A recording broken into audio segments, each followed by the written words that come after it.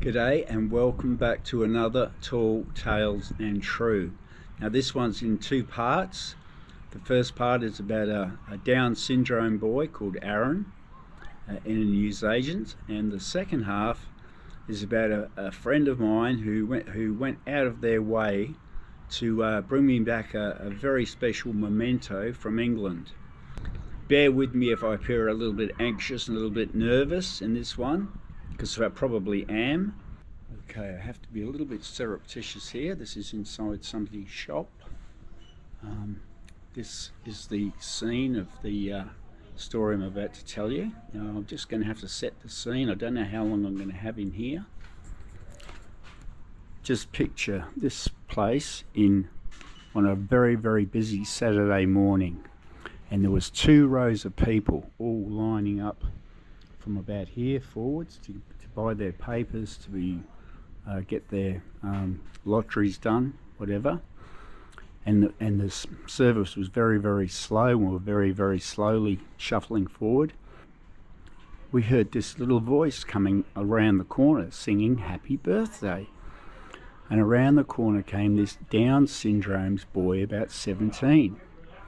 And he was singing "Happy Birthday." And he went up to the first or second people in the queue, and he introduced himself. His name was Aaron. He said, "Hi, my name's Aaron and it's my birthday." And he asked the names of the 2 people that were standing next to each other. Remember, there's a queue with people on each side. And he introduced them to each other, and then insisted that they have a conversation. And then he started moving back, and he just kept going from couple to couple to couple. These people were unrelated, and we were all just incredulous. We couldn't believe it. Everybody started to talk, and we could see him getting closer and closer, and he keeps singing "Happy Birthday." And of course everybody's saying "Happy Birthday, Aaron" back to him. And the lady, I was standing on this side, the girl that was standing next to me, who had been studiously avoiding my eye contact previously, she started looking at me a bit nervously. I said, "Just relax, just go with the flow, he's going to come this way." And sure enough, he did. By person by person by person, he's got to us and introduced himself, and I said "Happy Birthday," and the girl said "Happy Birthday," and then we started talking to each other, and turned around, and he got to the end of the line, did that to every single person in the line, and then he went around behind this partition here and started walking on his way out. And by this time, everybody's talking, everybody's chatting. It was like he sprinkled magic fairy dust over the whole shop, and we couldn't believe it. Just couldn't believe it. From all these people who were just looking at the floor, looking at the paper, ignoring each other, just waiting to get served, to this animated group of people that were chatting and chatting excitedly. And the last thing we saw was we heard him singing "Happy Birthday," and he disappeared out the door, and that was it. He was gone. And slowly the hubbub just subsided. Everybody stopped talking to each other, and we all shuffled forward to get served, and it was like it never happened, and it was just such one of the most amazing experiences I've ever seen. So I'm going to get out of the shop now. I'll discuss it further back at another spot. And went round the front of the shop, said goodbye to everybody, and disappeared.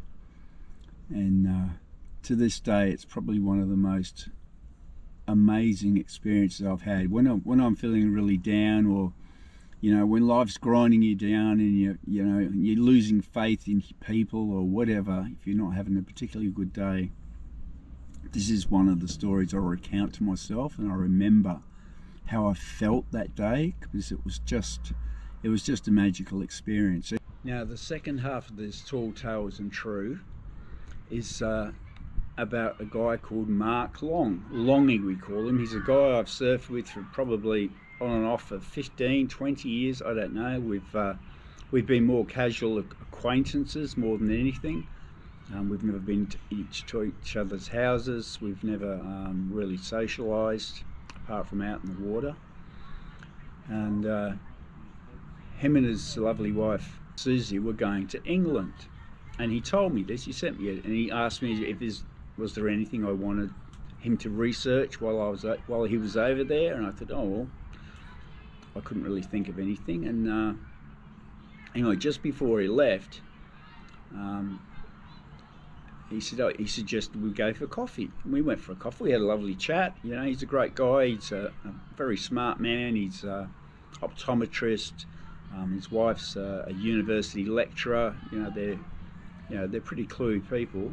We had a bit of a chat, and he said, "Oh, I'll give you a ring when I get to England," and he was going to go to the old house where I used to live when I was 11 years old. We left there when I was 11 years old, so I spent my childhood in this house.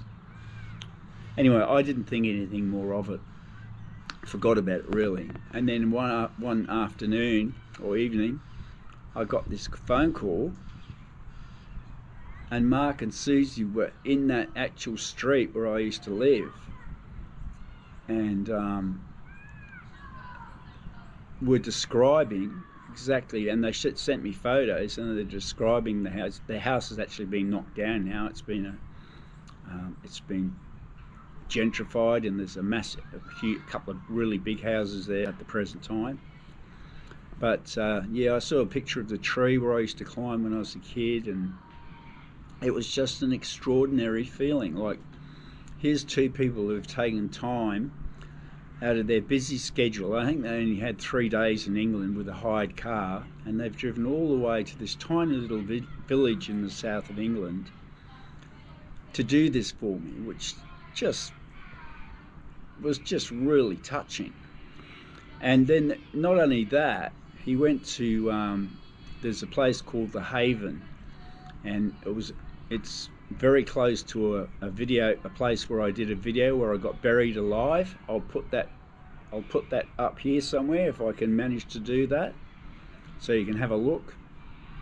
And he went to the beach there, found a shell or a pebble, and yeah, he brought it back. And this is what he gave me. We went to for coffee a second time when he got back, and this is the result. And I was just absolutely blown away, because we aren't close friends.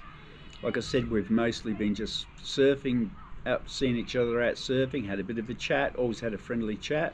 Always, he's an interesting guy to talk to. He's right into sailing, and he's into all sorts of stuff, remote control yachts, and he's just an interesting person to talk to. So yeah, I thought I'd just relate this one to you. If that one of those, I don't know, one of those random acts of kindness that comes out of nowhere that you never expect, and it's just a very touching and heartwarming experience when it does happen.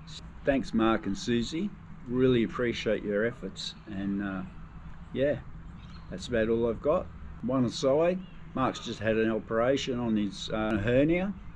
And yeah, get well soon, mate. Hope to see you back out in the surf very shortly. And yeah, I'll leave it there. Thanks for watching. Never give up, never grow up, and we'll catch you on the next one.